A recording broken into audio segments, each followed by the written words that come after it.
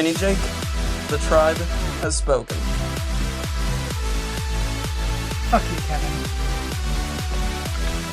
Aw, fuck you too, sweetie.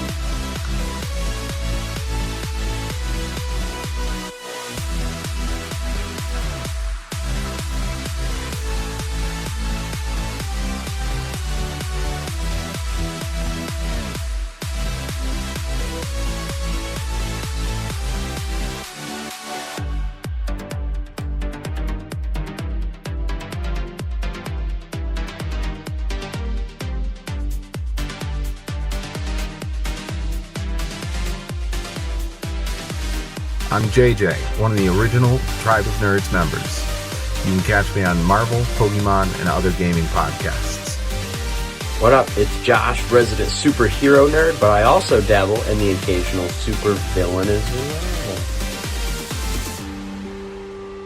well. Some may know me as the Chaos Gremlin, but really I'm just Joe King. Pikachu, use Volt Tackle! Good job, Pikachu!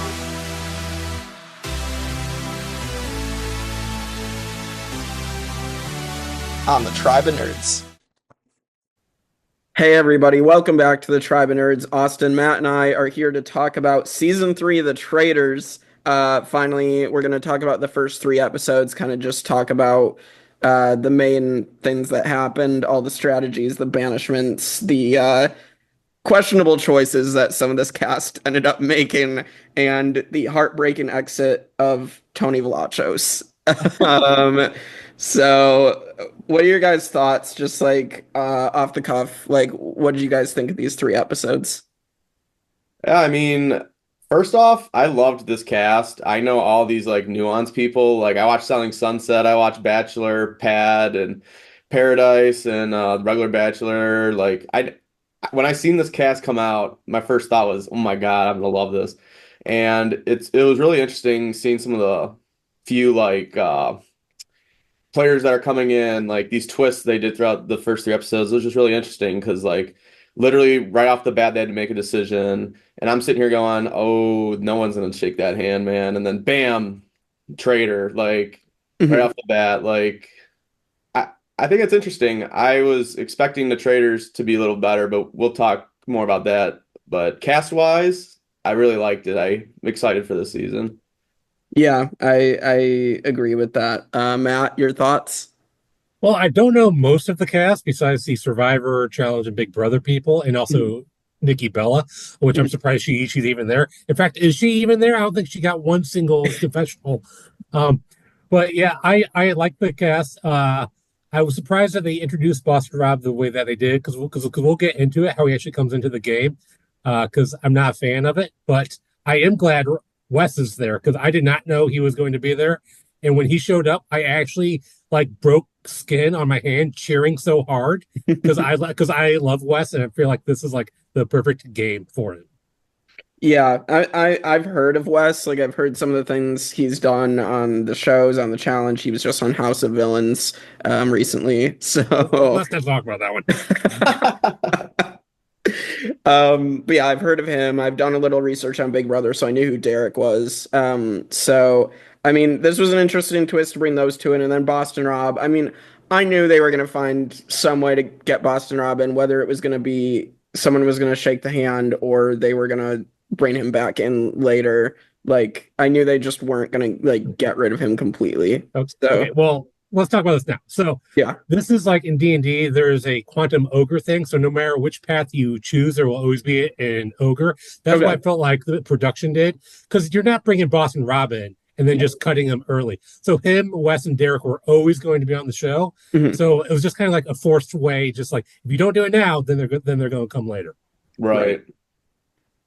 Yeah. Austin, your thoughts on Boston Rob, Wes, and Derek being here? I mean, I agree with Matt on the first part. Like, it was going to just happen regardless. I mean, I'm kind of curious to see what would happen, because I didn't catch the wording. Like, if someone would have shook the hand, were they just completely done, or would they just basically replace Boston Rob's spot and like that, when he was hanging in the jail cell, whatever. Like, that would have been interesting. But, I mean, I see it from everyone's point of view. Like, if I do this now, it's going to be kind of scummy. And I mean, it worked out what production probably wanted. I mean, they probably wanted him to be a traitor anyway, and it's a slick way of doing it. So, I mean, I'm cool with the three. I don't know Wes as well, but I mean, all I know is from like TikToks I've seen from him on House of Villains. I guess he's kind of funny. And then Derek, I never watched this season, so this is going to be my first introduction to him. So, I mean, I'm excited for them all. They all seem like players. So, I mean, as someone who likes the gamers, it's going to be exciting. Yeah. Yeah. I think these were three people that deserved to be in for just like the notoriety alone, of all three of them. So yeah, so Boston Rob has made a fourth traitor, but let's talk about the other three traitors. So we have Danielle Reyes from Big Brother, we have Bob the Drag Queen from RuPaul's Drag Race, and we have Carolyn Weiger from Survivor 44, which I was very excited that they made Carolyn a traitor. She delivered everything in these three episodes that I wanted from Carolyn, so I was very happy with that decision. I mean, I guess the one thing with Carolyn, she was the only one because we like talked about who we thought were going to be traitors. Carolyn was the one I thought would have been a really interesting choice, and I'm glad production thought that way also. Like, it's funny watching her throughout these first three episodes because she's always like, I'm like the one on the outside of the traitors. I'm the one that they're not listening to. I mean, it's just going to be interesting seeing how she develops because I mean everyone just thinks she's a lunatic in the house. I mean she's literally heard them say it behind her back. So it's gonna be really interesting because like the other players that are traitors, they're like working a little harder. I mean Bob and Danielle have literally said it. They want to get to the end with each other. So I don't know. It's gonna be interesting seeing how the traitors work out this season because I think they're kind of sloppy at the moment. But I mean the faithfuls are oblivious anyway. So. I don't know. It's gonna be interesting. It's really interesting first three episodes. Yeah, I mean, literally, Bob the Drag Queen and Danielle, like, they were very, very sloppy in these episodes. I mean, Bob, especially, I feel like was like, it was so obvious, and the only person that's calling him out is Dylan Efron, Zac Efron's brother. So, I'm yeah, like, he's on it. But then Bob just bam, smacked him right back into reality. And he's like, I still kind of think it, but now I don't know how to say it. yeah. So, Matt, your thoughts on the traders? Well, I was able to guess two of the three before they were picked. And I Yeah. knew that Danielle was going to be one. And then I knew one survivor was going to be, and Tony was too obvious. Mhm. So, and then I was like, maybe Jeremy, but I was like, Carolyn would just be too much fun. So I'm glad that they did that. And Carolyn has delivered, especially in episode 3, like when they're in the wine cellar and Daniel's like, hey, can we put you in the casket? And she's like, girl. Like, Yeah, that was so interesting. Austin and I were just talking about this at the end of the last episode where Boston Rob, Danielle, and Bob go into like the wine cellar together without Carolyn at first. And we're like, okay, this is interesting. And then you have people that probably should see that they're in there or are listening in, like Robin and Gabby are both like either listening in or they see them go in there. And I'm just shocked that no one actually said anything. I wonder if, because I don't know how they did the edit for that end part, Yeah. but I wonder if Gabby actually saw those two walking out, or if Mhm. she actually walked in, didn't see anything, and then but they edited it to make it seem like she saw it. Like I'm definitely interested because Gabby's like kind of like I was telling Jake this earlier, Matt. Like I love the three girl alliance that's going on because I feel like babies. they either could babies. get yeah, like I feel like they could get far just because like the traders kind of like whatever, or like this could be an example of one of them getting picked off right now. If Gabby actually saw them, they could be like, "Oh, Gabby's too much now." Like, Mhm. so I don't know. It's gonna be interesting because like I don't know. I feel like Danielle and Bob are way too high, like on the radars right now. Like Bob, I was telling Jake this too. Bob's just so loud, like Yeah. presence wise, even like just a loud character. So it's gonna be hard for him to kind of like dodge the bullet. Like, I mean, Dylan already is accusing him at a round table, so. Yeah. Yeah. Yeah. Bob is like the trader from season 1 who was the fan. I can't think of his name, but I can see his face. Like he Mm. is he Oh, is like that person who's Christian. like yeah, Yep. who is like very loud, and everybody's like, oh, well, definitely a trader. Hmm. Yeah, I remember. Yeah, because I just remember Suri being like, Christian's like a Labrador. Like, yeah, it definitely seems to have those vibes. Maybe he has more strategic savviness than Christian did, Oh, but he's still much he louder. already does. He Yeah, already does. yeah.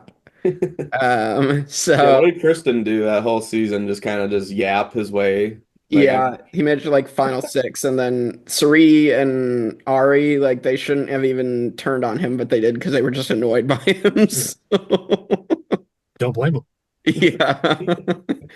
Um, all right. So let's talk about the banishments and the murders. So the first to get murdered was Dorinda, one of the housewives, and she is calling out Ivar, who is one of the royals, which I knew he had the British accent and everything, but I was telling Austin, I'm like, I don't really remember him all that much otherwise, because I mean, he did argue with Dorinda, but like that moment was like very much Dorinda.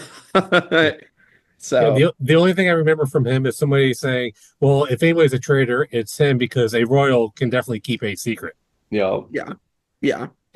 Yeah, so I don't know. I was surprised that they chose to murder Dorinda. I think Austin and I were both like, okay, are they going to keep her around as like a target for the banishments, or like are they actually going to get rid of her? And they actually chose to get rid of her, although Carolyn was saying that they shouldn't, which I mean, I probably would have listened to Carolyn, but she just couldn't like articulate it. Like that's what yeah. Danielle kept getting confused by, and I just think Bob and her kind of took that one over because. I mean, because I kind of agreed with Carolyn. Like that would have been a good like Shieldish type, but I mean, it worked out anyway. They were confused as hell with who went home. So I mean, it worked out. Mhm.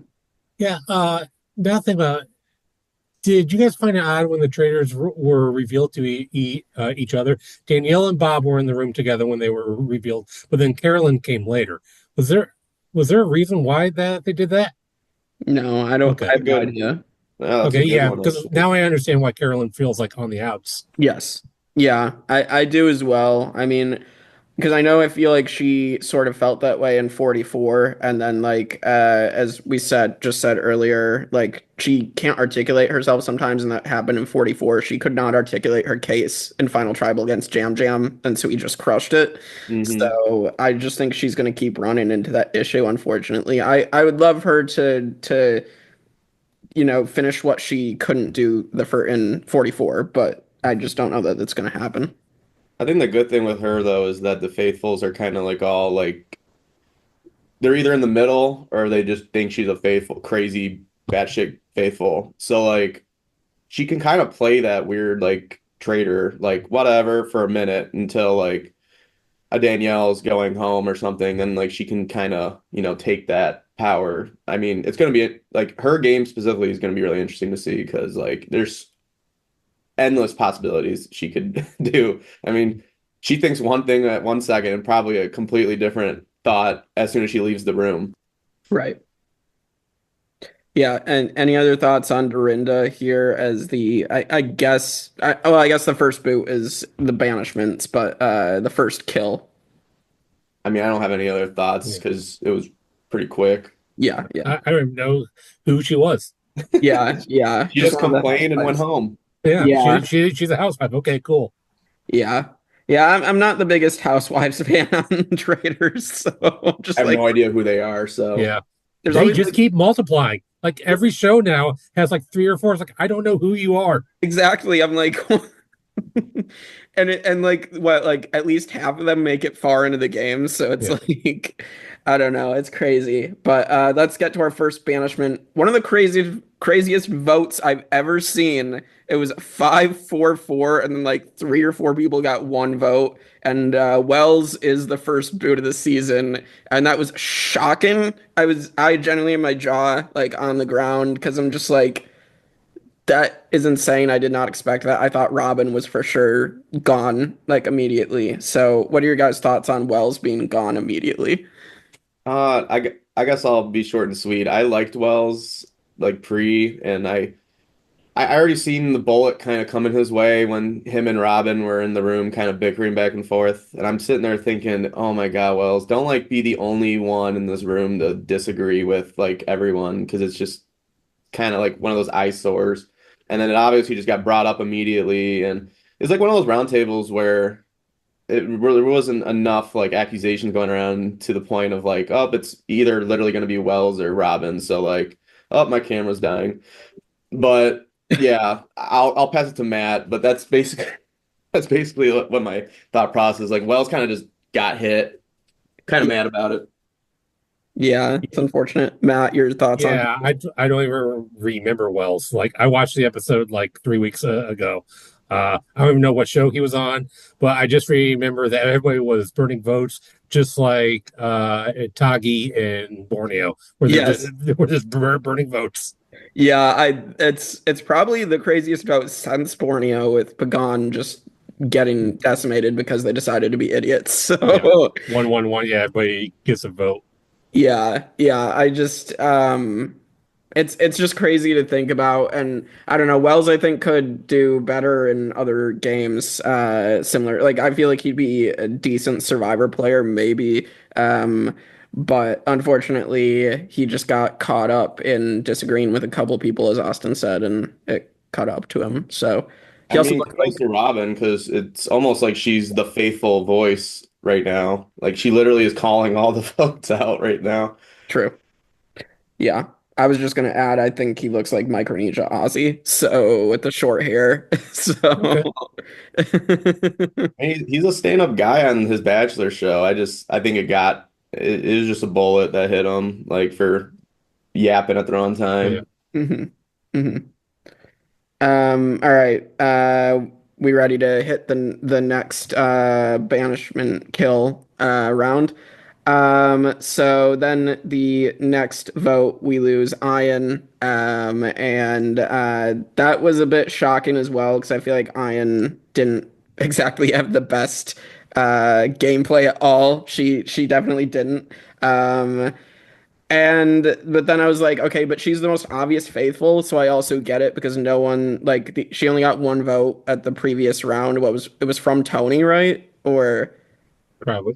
Yeah, because then after she got killed, Tony said, well, they killed her because I was the one targeting her. yes, yep. And so like other than that, I mean, I feel like she is just the most obvious faithful to everyone else, so they're not going to really target her. So for the traitors, it makes sense to get her out of the way. So Yeah, I thoughts? don't really have too much of opinion on Yeah. her. Yeah. She Yeah. was just another one that went Yeah. home and My only thought was I'm glad she's there just for Alan's. She is a housewife. Duh, bye bye. And then you Yeah, just do. So it was worth it just for that. yeah, and like everybody else, I mean, she had outfits. So let's just But not a good enough one for when she got killed because she was yeah, mad she would have worn something better. yeah. All right. And then our second banishment, I think it's time to say goodbye to Tony Velachos. And this felt like game changers. I was so sad. And as soon as like the argument started and Boston Rob sold out Tony, I'm like, Tony's going, isn't he? And I was very sad.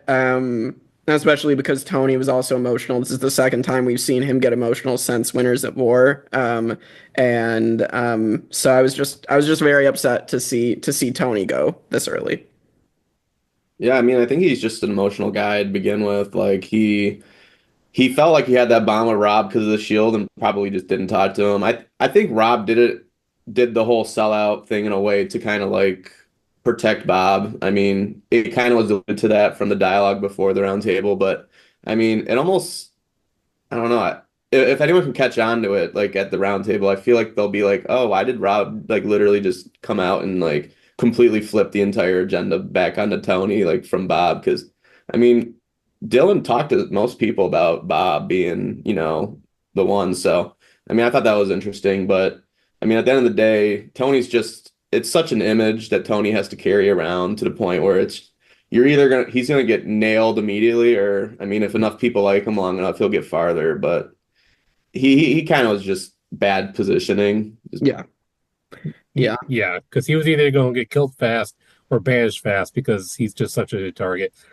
Going back to what you said of why Boston Rob did that, I did like how Tony pointed out. Well, then why would you say that if you think I am a faithful? Yeah. So I was like, Literally. I really hope people were catching on to that. Yeah. Yeah. And like I've heard stories outside the game from people in our community that Boston Rob might not exactly be the nicest sometimes. So I mean, Massachusetts Robert. I mean, that's what I call yeah, him. yeah. So I can kind of see as well. I feel like, we had just had this situation. We obviously had Lex 20 years ago where the whole All-Star situation. I just feel like, the way Rob says things definitely probably come off in a bad way too. So, Oh yeah. yeah. So, I guess any other thoughts? I mean, we have the challenges as well in this. So, I just have one thought about the challenges NFC Clown one. yeah. What are the odds that somebody would actually win that? Because there's 4 doors and there 5 different times. You have to get really lucky Yeah. to get somebody far. Yeah, yeah. Well, I mean, it didn't help that what Bob and the other person that was with Bob Harper from Biggest Oh, Loser, that yeah. they went to the wrong door after they were told what the fourth door was that hadn't been touched. So Yeah, every time I see Bob Harper, he reminds me of NPC Steve from Champions versus Contenders. yes. I can totally see that too. Yeah, Yeah. yeah, because not only do they look the same, but the biggest loser. Yeah, yeah, because Commando Steve is on Australian Biggest Loser. Yeah, yeah. Yeah. Okay. Yeah, no, that that's really funny actually. Yeah, no, I mean, because I recognize Bob Harper as well because I've seen clips from Biggest Loser, so like I knew who he was going in. Um, yeah. Yeah, the clown one was interesting. Yeah, just for Carolyn's confessional of who doesn't love clowns. A lot of people. Yeah, it was a weird challenge. And I liked the paddling one though, where they had to leave two Oh people yeah. Yeah. to be vulnerable and then like to get the money, and then what they missed out on one of the The um 20,000, yeah, the other $20,000.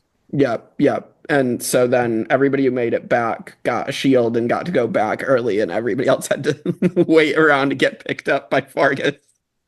And they're kind of leaving a lot of money out there. They left Yeah. half the money in the first one. They didn't even get any in the third one. I mean, they're not doing the best.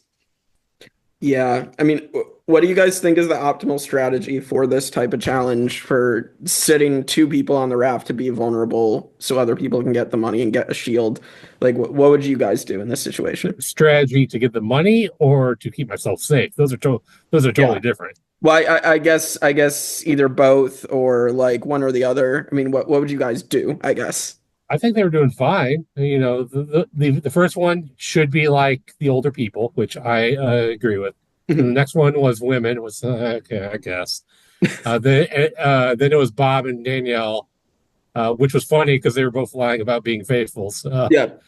I guess that would make sense because they both volunteered, and I forgot. Oh, then Bob H was on the fourth one with somebody. But after Sam. that, it's like I don't know who you would get rid of, but somebody even said Nikki Bella is stronger than me.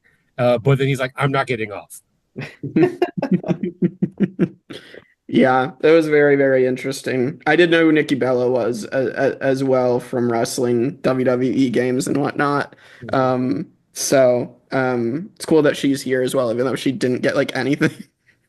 Well, she's not the most, entertaining. So Yeah, yeah. Um, all right. I mean, anything else you guys want to discuss from Traitors? I mean, go. oh, okay. I mean, I guess the only thing that's on my mind is kind of like theorizing what's gonna happen Yeah. like down the line. I mean, like I was telling Jake this like while we're watching the third episode. I definitely see like it's either gonna be like Rob catches on that Carolyn's kind of the one on the outs and they're gonna kind of let the other two get screwed throughout the season, or I mean, I think a faithful could win this depending on if they X out Bob and Danielle kind of earlier. I mean, I feel like Carolyn's gonna get far for some reason just because like she's so like chaotically in the middle. But I mean, it's just gonna be it's good.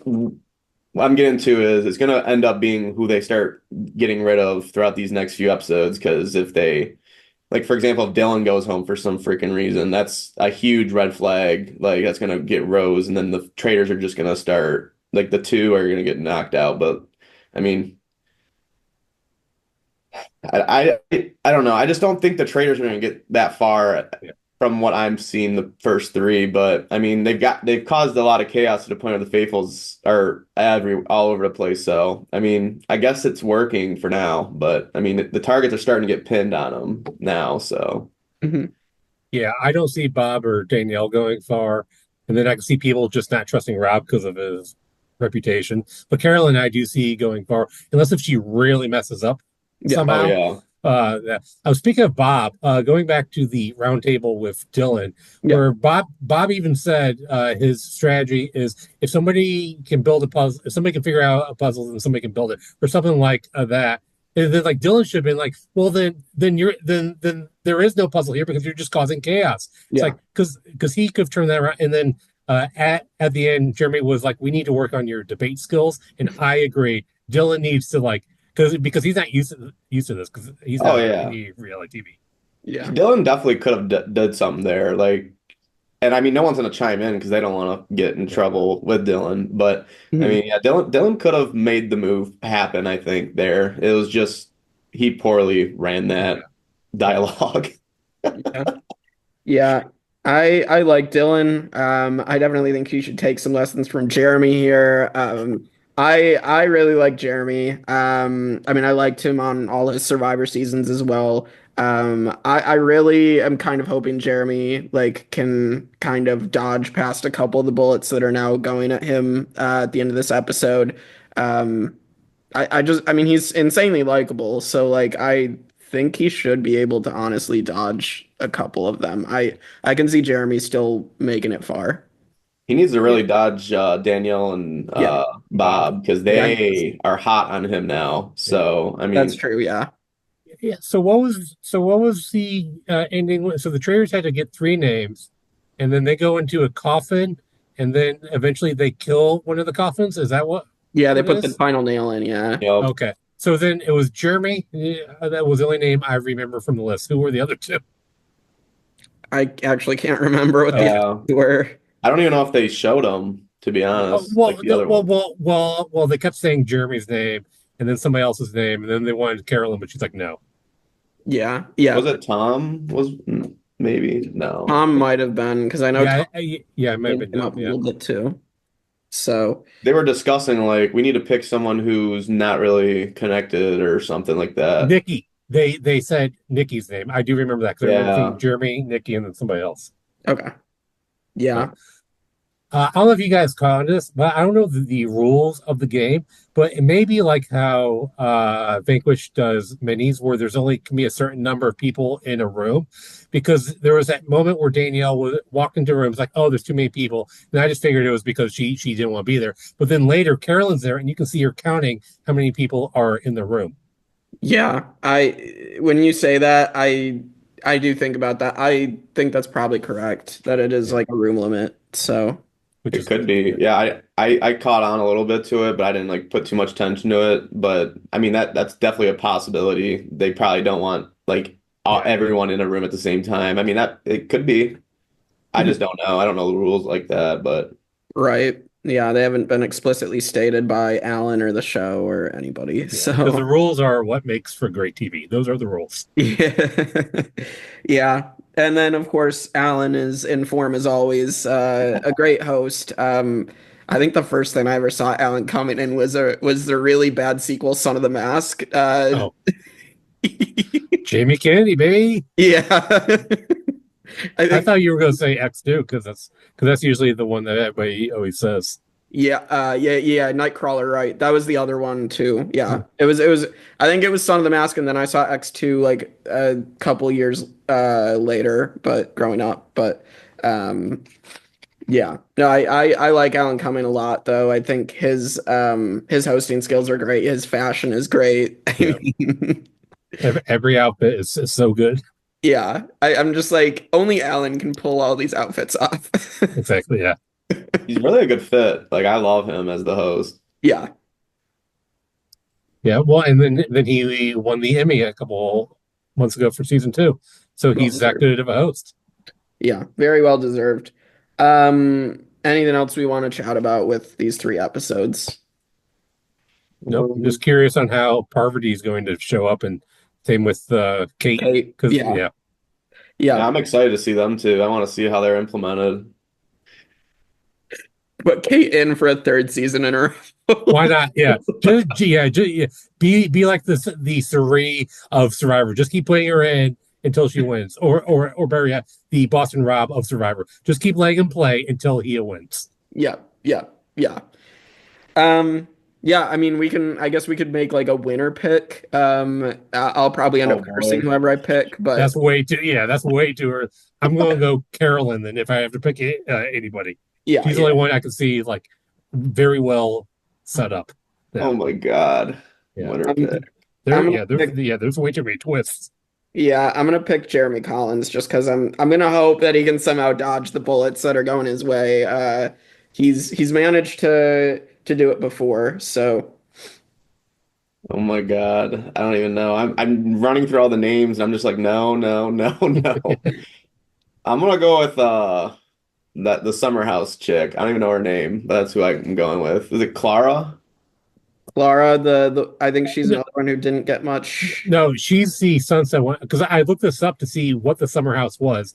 I think it's Ariel is her name. Okay. I think that's who you're talking about. Okay, yeah. I was like, what the hell is summer house?